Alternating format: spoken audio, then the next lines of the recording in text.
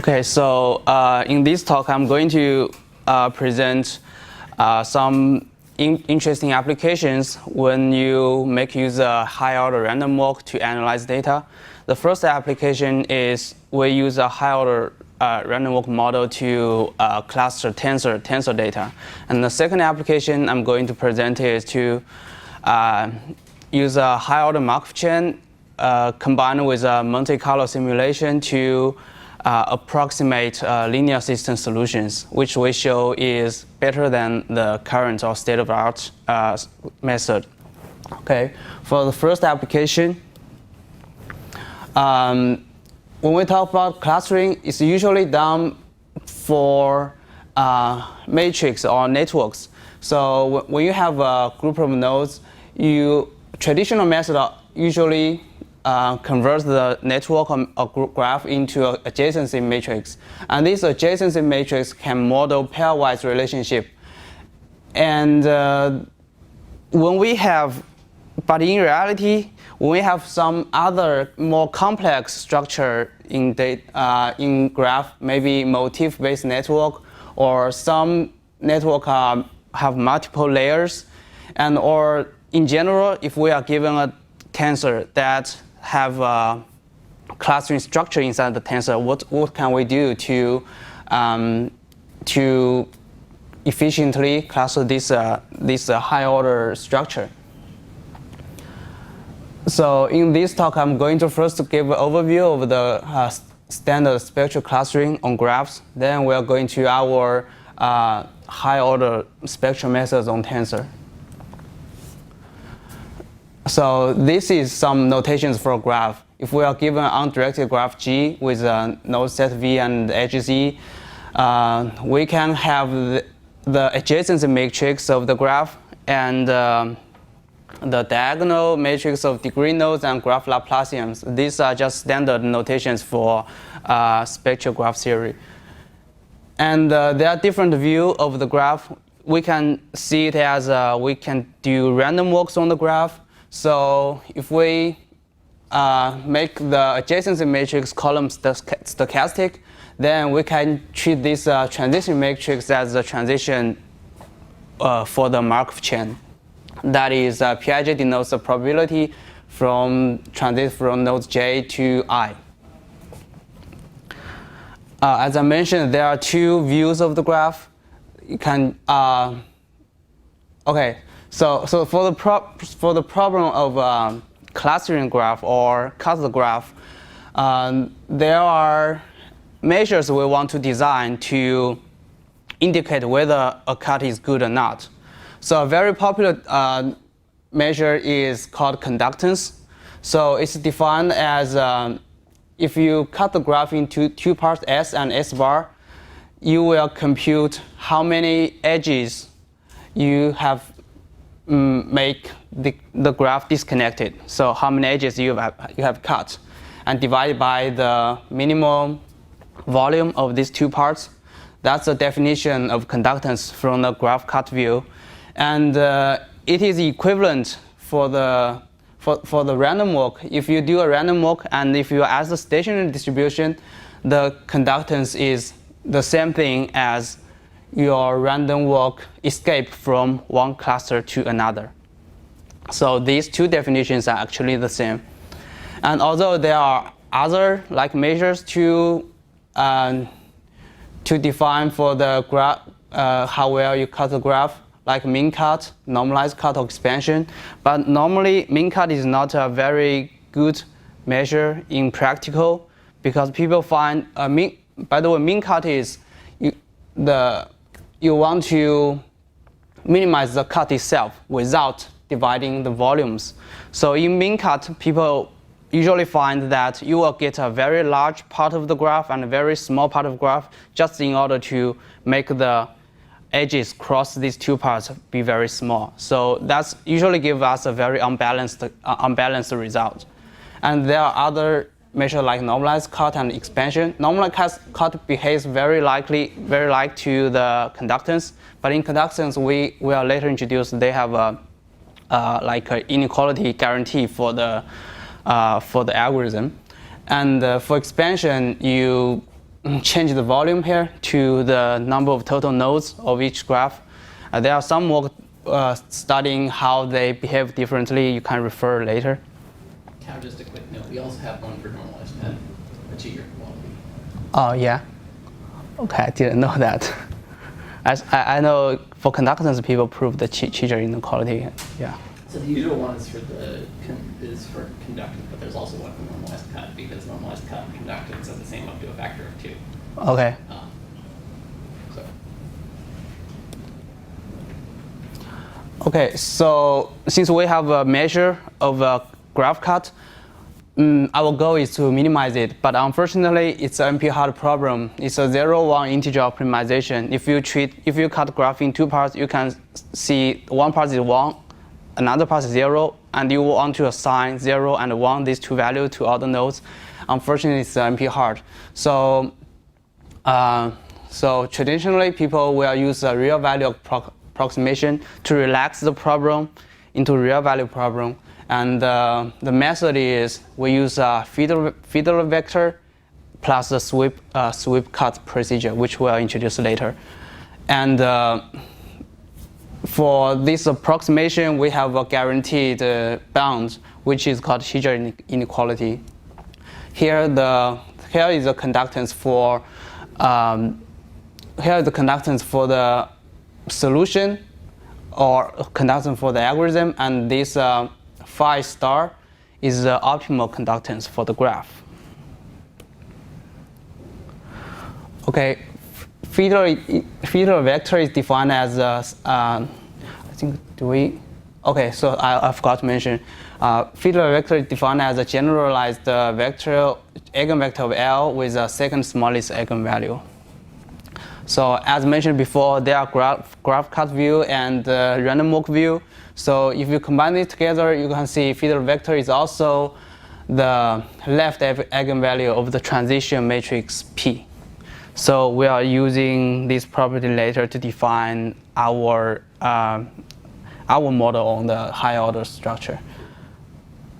And after we get the feeder vector, this vector can convey information about graph nodes. We'll just sort this vector from we'll sort this vector and consider different candidate sets, and we'll compute the conductance for each candidate set, and we'll decide where to cut based on the minimum value of the candidate set.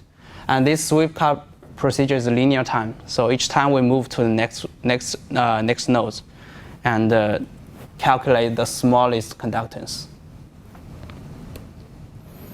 Okay, so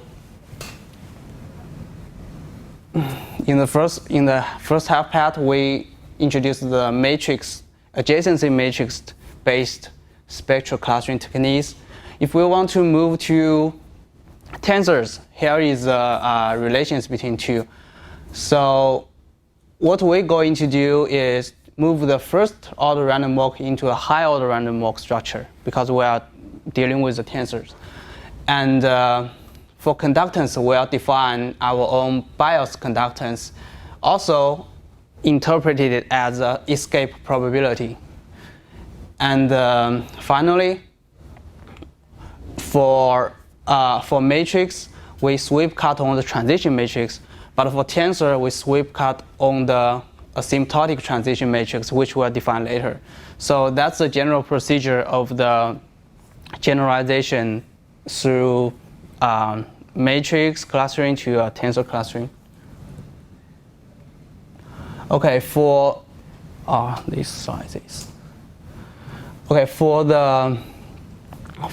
random walk on tensor, on a non-negative symmetric tensor, we can define the transition probability similar as that in the matrix. So we're summing over all the columns, and we'll get a second order Markov chain. So this Pijk is a probability if your current state is J, your previous state is K, what's the probability you move to the next state as I? And for now, we assume that there are no zero columns of the tensor, but we were dealing with that in later cases. And if the tensor is a triagonal, rectangular, sorry, rectangular, then it basically means for each dimension you are dealing with different nodes, different set of nodes, not the same nodes. And in this case, we will symmetrize it to symmetric tensor. This is very similar to symmetrize a matrix. You put it as A plus A transpose. So for tensor, there are for 3-mode tensor, there are 6 different ways of doing transpose. So you add them together and divide it by 6. So that way you will symmetrize the tensor from rectangular to square. Okay, so since we have the second order or higher order Markov chain, the challenge for this problem is, although you can easily convert the higher order Markov chain to first order Markov chain through you map all the you can thinking of we are doing a first Markov chain on the pair state space. So from JK to I, it's like from JK to IJ. And for this approach, there are two problems. One is that you will soon find that the eigenvector is of size n square, which is very easily to get too big to compute or too big to store. And also, even if we have the eigenvector for the second higher order Markov chain, we don't know how to make very good use of it, because it gives information about the product space, not the original state space. Okay, so this is our model motivation. So you can take a look at the second order Markov chain. When the random walk is at its stationary distribution, you have xij equals the summing over all the possible pijk multiplied by xjk.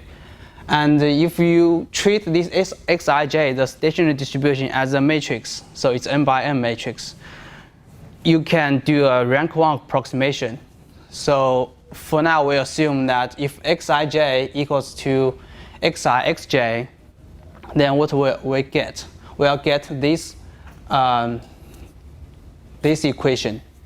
And it happens to be a tensor eigenvector, which we call tensor Z eigenvector. Okay, so for this tensor Z eigenvector, we have the property that x is non-negative and x sums to 1, which is a good property for distribution. That's what we want. But unfortunately, it may or may not be unique. So we cannot guarantee you have a unique stationary distribution. And also, it's not always be easy to compute. Sometimes some algorithm will give us the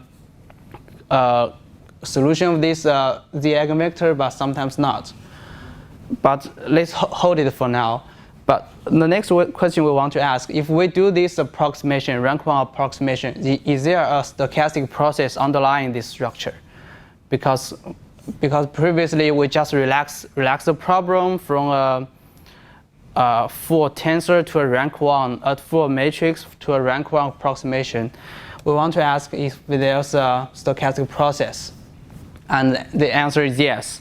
So the model is we, given the history of the states the random walk have visited, for the next state, we also want to make use of the tensor transition tensor. But unfortunately, we can see that we space out or forget where we came from. So we already know that we're currently at node J, but we forgot what's the previous state, what K is. So instead, we will like guess or draw random state from our history to guess where the k is. And once we have the previous state, we will refer to the tensor to do the high order transition. Here is a quick demo. So there are different color of nodes. Currently we are at here, and the blue nodes is our actual previous state. But for the spacey random walk, we forget where we came from, and instead we'll guess where we came from. And here is all the history states we have visited. So for red we have visited 10 times, for orange we have visited 12 times. Then we'll randomly guess where we came from, and for this guess the result is green. So we will assume that the previous state is green. Then we will use this, we refer to the tensor to do the high order transition. This model is what we call spacey random walk, and the limiting distribution of this stochastic process is exactly what we introduced before as tensor eigenvectors. Okay, there are two modifications we do to the spacey random walk. First one is similar to the PageRank modification of a Markov chain. So in PageRank, you have a probability alpha that the random walk is doing Markov chain, and with probability 1 minus alpha, you just teleport on a fixed distribution vector. So here we also make this modification. You can see this as a generalized spacey random walk, as it allows to have more. It allows us random walk to transit to a fixed teleport vector. And there's a theorem to prove that if alpha is smaller than 0.5, the stationary distribution is unique. And there's a very efficient algorithm to compute the stationary distribution. But one thing to mention is that this 0.5 is not a tight, may not be a tight bound. And it's generally speaking very loose, because in previous experiment, people find even alpha with very high values like 0.9, 0.95, the stationary distribution is also unique, and you get a convergence. Okay, the second modification we do to the spacey random walk is, remember previously we assumed that the summation of each columns of the tensor T is bigger than 0. That way you will get a definition of the transition tensor P. But in reality, when you're dealing with a very sparse network or sparse tensor, you can easily get very many columns of the tensor T to be 0. In this case, for the spacey random walk, you will jump to a paired state ij, which is undefined in the original tensor. So what the new model will do is to assume that if the surfer attempts to 0 paired state column, then the surfer will, since the surfer doesn't know what to do next, because there's no information the tensor can tell him, so the surfer will move to a random state, also jump from the history. Okay, here is a formal definition. We can define this F as all the, we can say, feasible paired history state. So for the random walk, it has a 1 minus alpha probability to do the teleport, and alpha probability to do the random walk based on tensor.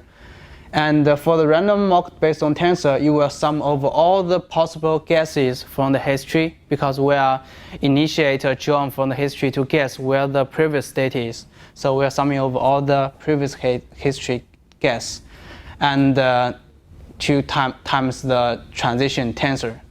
But for transition tensor, there are some JK that is not defined, that is not feasible. In this way, the random walk will transit also according to history. So for this model, we have proved that the stationary distribution is exactly this term. So this is just slightly different than the previous stationary distribution, as we add a term here. Because P, the tensor P is not a column stochastic anymore, because there are some zero columns. So you will lose some values when you do alpha p x squared. So we'll make it up with the vector x. This is a stationary distribution.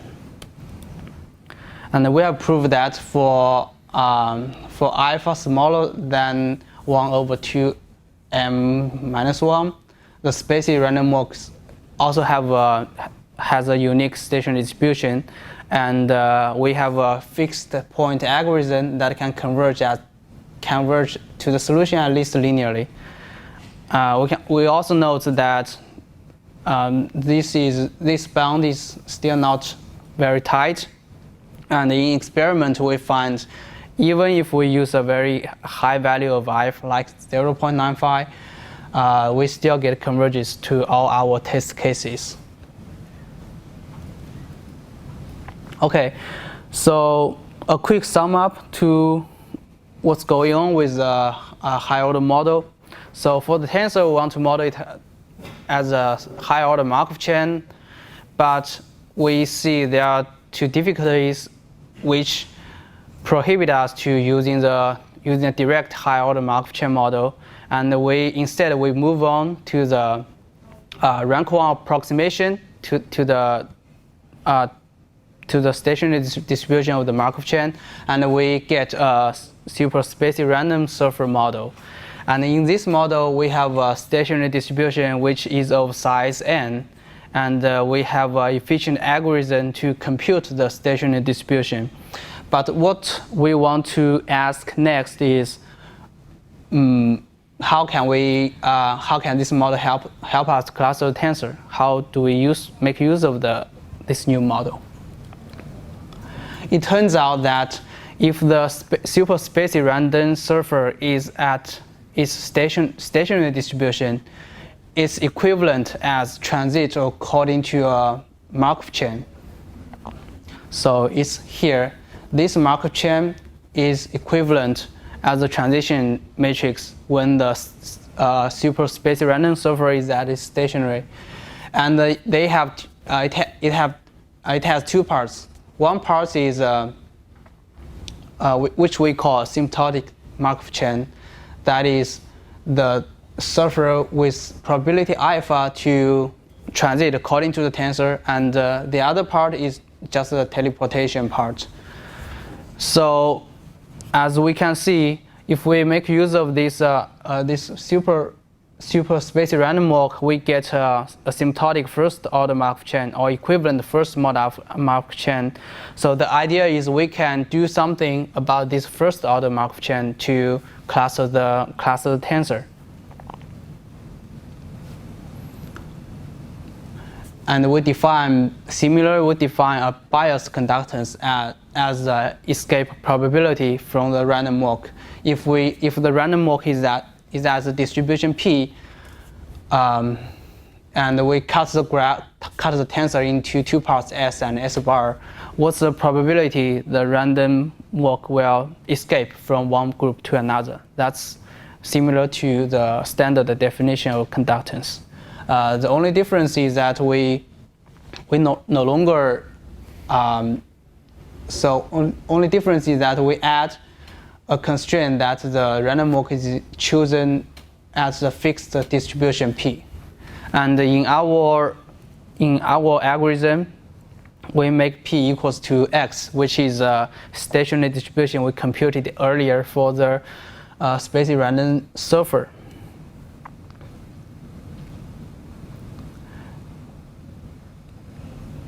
And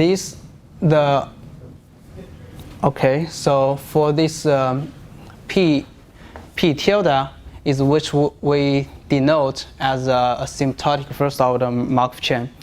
And we will use the eigenvector of P tilde with the second largest real eigenvalue as an analog to feeder vector, because it also give us information about nodes connections.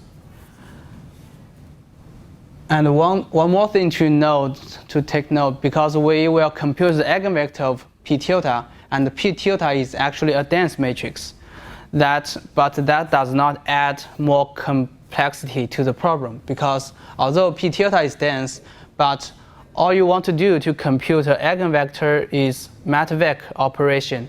And Mac operation in here, you can see it's still a sparse operation if the original tensor is sparse, because p tilde is defined in a way like this. And when you do p tilde multiply b, a vector b, you will get a sparse matrix Matrixbased operation and a scalar. So p tilde being dense will not add more complexity to the problem. Okay, so the overall algorithm is like this. We want to recursively to cut the tensor into two parts, and for each cut, we will compute the stationary distribution x over the superspace random walk. We compute the largest left real value eigenvector z over the p tilde. We sort the eigenvector, and we do a sweep cut to find the minimum biased conductance. And at that point, that's the point we split the tensor. Okay, so here is a quick note about the complexity of the algorithm. It's generally speaking linear to the number of non-zeros of the tensor, but it can vary because there are two steps involve iterations. For computing eigenvectors, we don't know how many iterations we need, but in our experiment, that's not prohibitive. And also there are iterations when we compute the stationary distribution of superspace random walk. But inside each iteration, they are linear. And for the recursion, since we are recursively cut the tensor, for the recursion, if each cut is balanced, that's it to say if we are not cut the very giant tensor into one or two nodes and another giant part, and every time do the same thing, that's not a balanced cut. If in practice the cut is balanced, then we can know the recursion tree is of height log n. So the total complexity is n log n, and this happens to be the case in our experiment. Okay, this is some backup evidence. When we do experiment, we plot all the CPU time and the tensor size in terms of non-zeros. We can see the time is roughly speaking linear to the number of non-zeros in the tensor. Okay, then we move to the experiment evaluation. We have two types of experiment. One is for synthetic tensor, which we generate synthetic tensor with planted structure, and we compare our method to other clustering or decomposition method to see how our method performs. And the other experiment is based on real-world tensor, which we will introduce later. For synthetic tensors, we randomly generate tensors with 20 groups of nodes. So these groups have already been defined as they have more inner connections than our exterior cross-group connections. And the tensor size is roughly 400 by 400 by 400. Of course, we do both square and rectangular tensors. So we randomly generate triangle connections within groups, and the weights of the tensor of each group varies. This is to model the real-world scenario that in real-world networks you sometimes have like a bunch of nodes that take the majority volume of the graph, and some other nodes that have far fewer connections. You can think of like in social network or like email network. When people in high position or celebrities, they always have like big connections, big followers. But people like us, okay, we have like maybe just tens or hundreds like followers. So inside the tensor, the weights are actually different. There are some super heavy weights and super light weights. And in the end, we'll generate some noise triangles that cross span the groups. And here is the performance. So the sigma 2 and sigma 4 here is just an indicator of how dense the weight skew is. So sigma 2 means the more skew to the super heavy weights. And in our experiment, we find that our GTSC algorithm outperform other algorithms as SC is a standard spectral clustering. If we don't treat it as a tensor clustering, we treat it as matrix clustering. And some tensor decomposition method like parafact and multilinear decomposition, their performance usually drop big when the weights skew to the super heavy groups.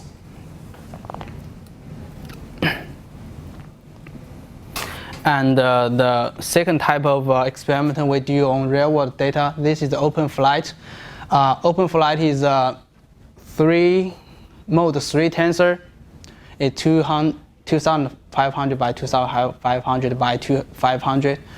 And there are 2,500 airports and 500 airlines. Each dot here means there's a airline. There's a flight with this airline between these two airports.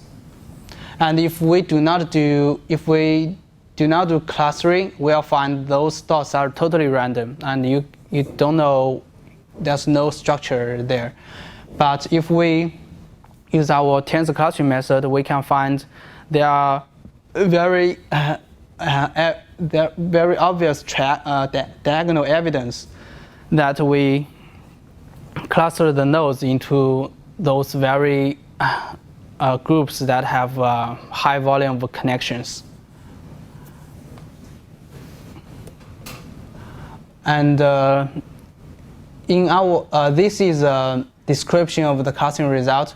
We actually have a very simple rank procedure that after we get the clusters, we can do a very simple page rank to determine what clusters are most popular, as we said, as a hub or a super weight cluster, and which cluster that are less popular. And we find that we have a cluster of hub cities which contain 250 airports and 77 airlines. These are the cities from all the big places like Beijing, JFK, New York, and the airlines are United Air Canada, Air China. These airlines and airports usually take, in our experiment, they take more than 60% of the total traffic of the tensor, although they only count for like 10% of the total number of the airports or airlines. And there are other regional groups we find, like Europe. So it's nearly all the airports or airlines we find in the cluster are inside Europe, same as the United States or China, Taiwan, and Southeast Asia. Okay, the next experiment we use is n-gram tensors. So n-gram is a sequence of words. For example, in English literature, there are n-grams like much the same, much more likely, much better than. These are examples of n-grams. And in our experiment, we use English, both English and Chinese, 3 and 4 grams. So there are 4 different tensors we use in our experiment. And for the size of the tensor, each one is roughly have 1 million of non-zeros in the tensor. So it's still a sparse tensor, but the size is also very big. And in our experiment, we find some very interesting clusters. Remember when we said we have a ranking procedure to rank the popular clusters, and the first two clusters we find are actually stop words in English literature. So they are grouped with pronouns and articles like the, we, he, I, and another group with prepositions and linking verbs and in, of, as, to. These words are usually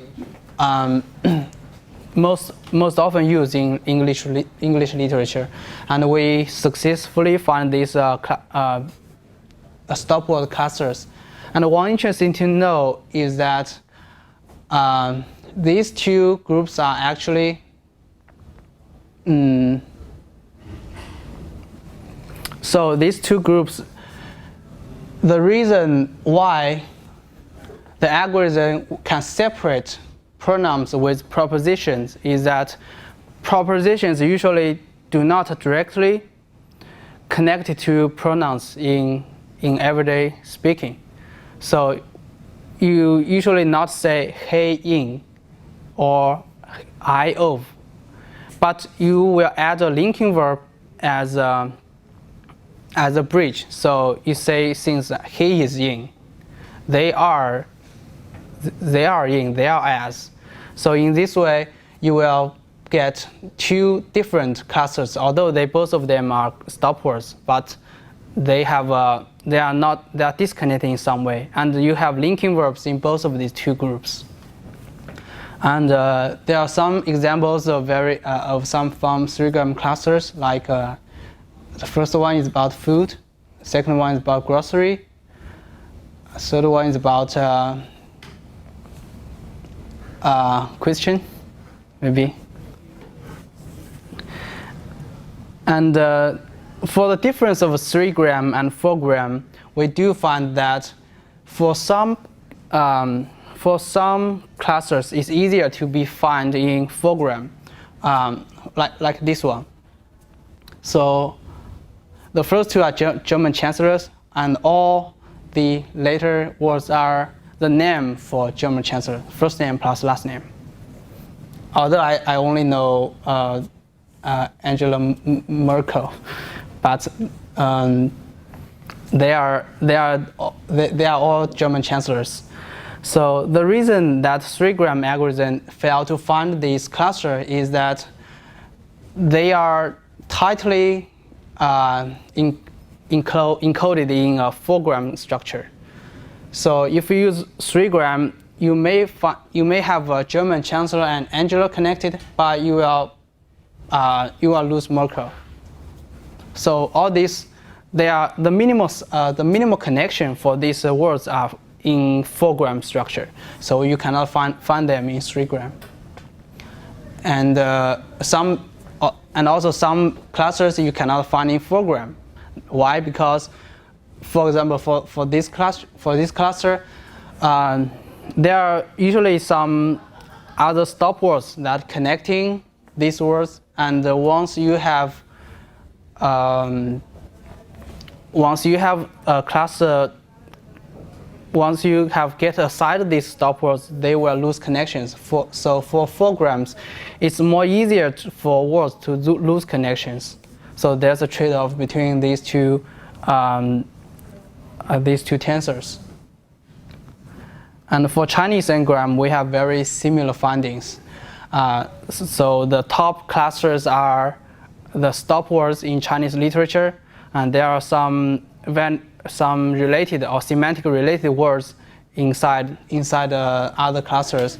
But there are also some difference we find, because we find some very strange words in stop word cluster that you normally do not consider these words as everyday use or stop words. The reason is that the Chinese n-gram data is come from Google's Chinese corpus of books within certain years and within certain types. So these books actually have a bias towards this these words, because inside those books, these words used very often. Maybe that's our explanation of these strange findings, but these do appear to be clustered as stop words. Okay, thank you. So this is for the first application of the higher order random walk. If you have any questions, I'll be happy to answer.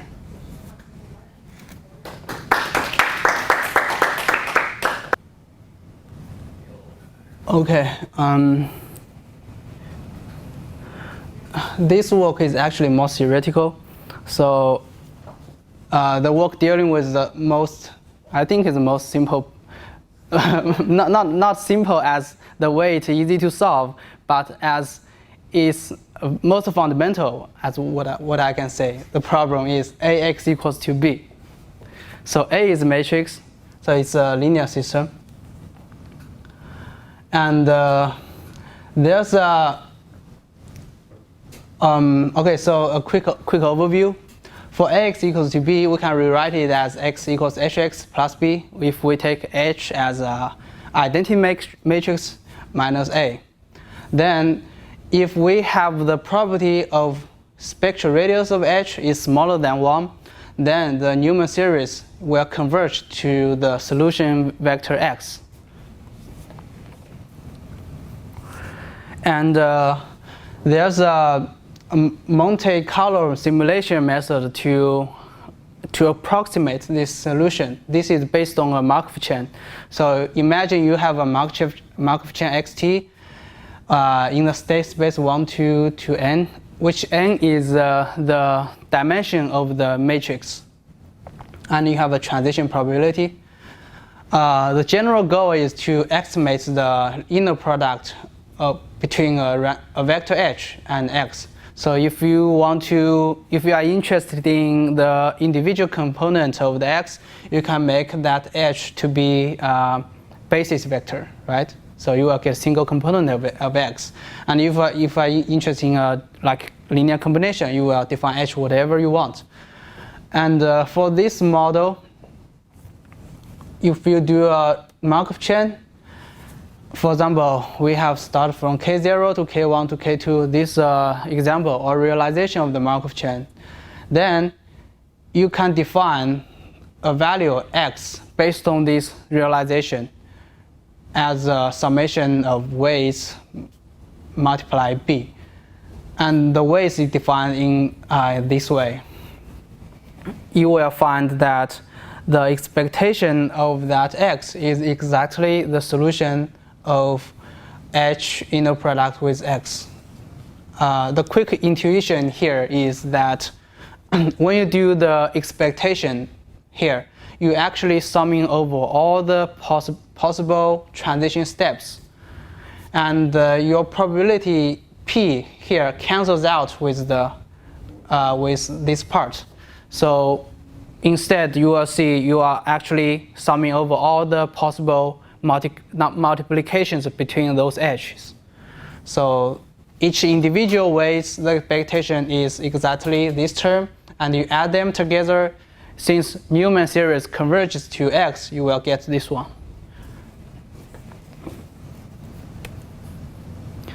Okay, so there are some advantages of this procedure because that's different from what we normally hear, like Gaussian elimination or some iterative methods. This method is effective when only modest accuracy is required. So if you do a Gaussian elimination, you will get almost exact solution except for some machine error, right? But for some applications, we don't need very accurate. Maybe we only need some very general information from the X. Then this can be good use. And also, since we are simulating the Markov chain, these methods are highly parallel. So if you have 10 machines, you can let the 10 machines doing separate simulations. One thing I forgot to mention is that here the expectation of X is the solution, and what we do to get the solution is we run several simulations and we take the average of the value. And one thing to note that this is based on central limit theorem. But if your x have a variance that is infinity, you are not going to succeed with this method. You have to make sure the variance of your x is smaller than infinity. Okay, so let's move on to this part. And another advantage is you can define compute a single component of the solution. And also, when the linear system is very large, you cannot actually do the matrix multiplication or matrix Gaussian elimination, but you can actually do the random walk, because for the random walk you only require like a linear to the n storage and I think n storage. So these are the advantages. And so for related work, there are mainly two parts. One is directed work, a directed method. That is people doing research on how the procedure itself behaves and how to improve the procedure. And the hybrid method is to use this procedure as a black box. So for example, if you do iterative method, after each iteration you will calculate an error vector, and you will do some Monte Carlo method on this error vector, and then you do another iteration and you do some. So you combine this, they have some different advantages in this procedure. And there are some other works, including like more like applications and parallel implementations. In this talk, I'm going to describe the new procedure to directly work on the MC method. Okay, so this is the generalization. We also can consider Markov chain, and instead of transition according to a matrix, we transit according to a tensor. So if XL is at state I, the probability to go into the next state depends on, of course, the current state and next state, but it also depends on where your current state counts. So which step is your current state? So this L is not in the superscript is not a power or operation, just an index. And for M-way Markov random walk, we define PL equals to PL plus M. That is, you do M different transition matrix in a round-robin manner. So first, I'm going to transit according to a matrix, then I transit according to a different matrix, but after M steps, we're going back to the same matrix again.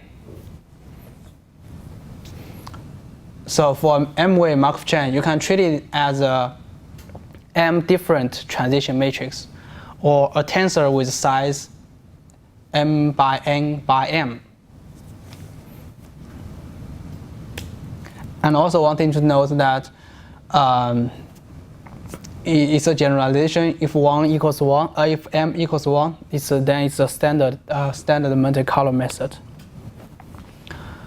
And very similarly, we can define a weight, and we also have the similar conclusion that the expectation of this random walk is the solution we want.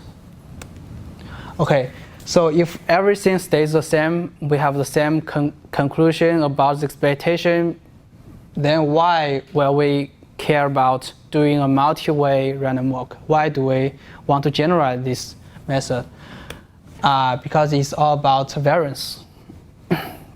So when you statistically estimate a value using empirical mean, then how much trial you need, or how high is the precision depends on your variance of that random variable. And the smaller the variance is, the better. Because in our so this is a quick overview. I haven't given the details of these conclusions yet, but we are treating it as a motivation.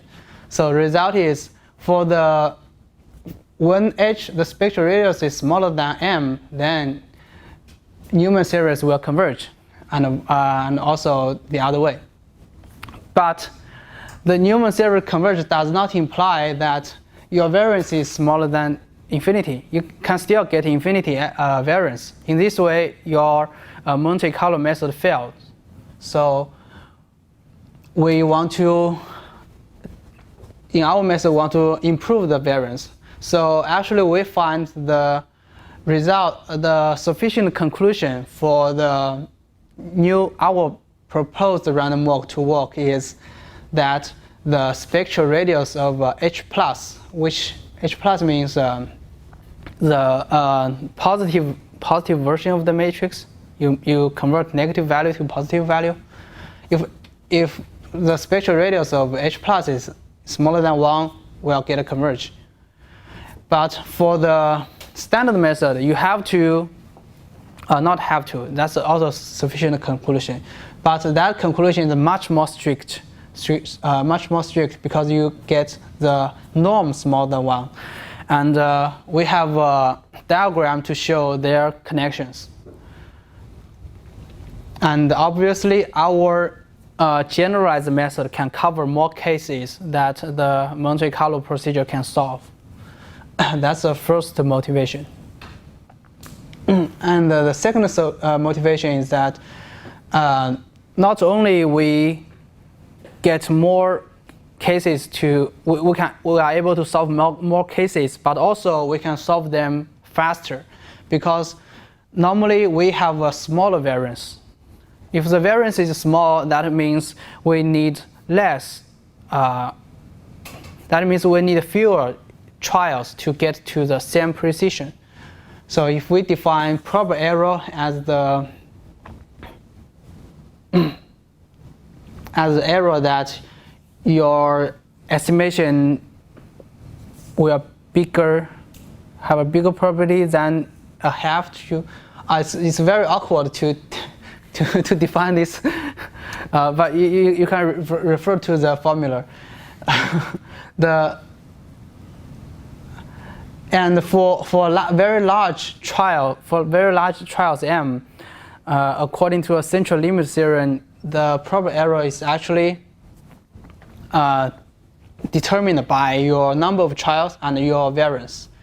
So if your variance is 2 times smaller than the standard method, then you only need half of the trials to get to the same precision. Okay, this is our main result. So you don't need to read the whole this formula. You only need to take a note that red circle. So the variance is a power series of that H tilde matrix. So in order to minimize the variance, we want to minimize the spectral radius of H tilde. And we have proved that H tilde, if the spectral radius of H tilde is smaller than 1, then your variance is smaller than infinity. But if your H tilde have a spectral radius bigger than 1, then you are very likely to get diverge. Your variance is very likely to be infinity. But minimize the spectral radius of a matrix is not easy to compute. Maybe more challenging than compute the solution of a linear system. But there are some heuristics. For example, we noticed that the infinity norm of H tilde is actually a upper bound for the spectral radius. So if we can minimize the upper bound of spectral radius, maybe we have a heuristic or intuition to decrease the spectral radius. Or we can say that's the best we can do in order to minimize the spectral radius by minimizing the infinity norm. And we do find an efficient algorithm to compute the transition tensor in order to minimize the infinite norm of h tilde. So a quick note: the algorithm is a linear time to the number of non-zeros in the original matrix H, and so its algorithm computes the transition tensor P as we defined before, but we actually do not to pre-specify the value of M, which M here is the number of ways, M way random walk. We actually do not need to specify. You can, because different M value are compatible with the algorithm. So for the algorithm, you do several iterations. Each iteration you will get a new transition matrix. And if you want to stop there, if you think that's enough, you can stop right there. But if you think that's not enough for our method to work, you can do another iteration. You will get M plus 1. So the algorithm can guarantee we get the smallest infinity norm of h tilde. And there's a theorem connecting the property of h plus. That is, if and only if h plus is spectral radius of h plus smaller than 1, then this algorithm can give us a tensor that have the norm is smaller than 1. Okay, then here we do two experimental evaluations. One is that we want to find that how our multi-way random walk generalization will enable us to solve more problems. So we generate random matrices with fixed spectral radius we control, and each time we generate like 100 random matrices, and we will test how many of them that the algorithm can guarantee to converge, or in other way, how many of them is solvable for these algorithms. So for the standard method, which we call standard one-way, m equals 1, we can see the success ratio or the solvable ratio drop very fast after your spectral radius is bigger than 0.8. And that's nearly impossible to solve them when we have a very high spectral radius close to 1. But when we move to multi-way, you can see there's a big improvement of how many problems you can solve.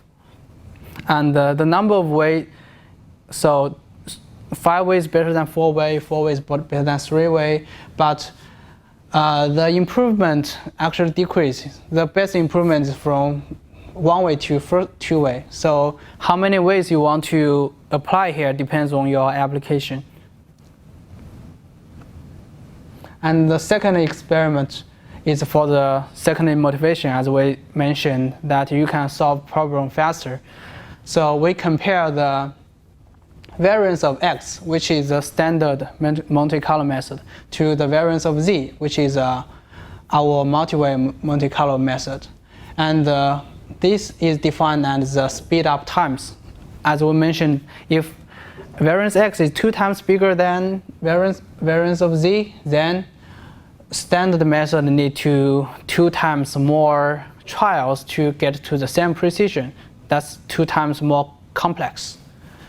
And we do experiment on both synthetic matrices and real-world matrices. So as you can see, when the spectral radius goes up, you will get more speed up. So for 5 way, if your spectral radius is 0.99, you will get like 6 times speed up. And for the real world matrices, we do experimental Howell Boyne collections. These are different matrices that have between have size between 100 to 5,000 maybe. And we also noticed that a significant improvement in terms of the speed.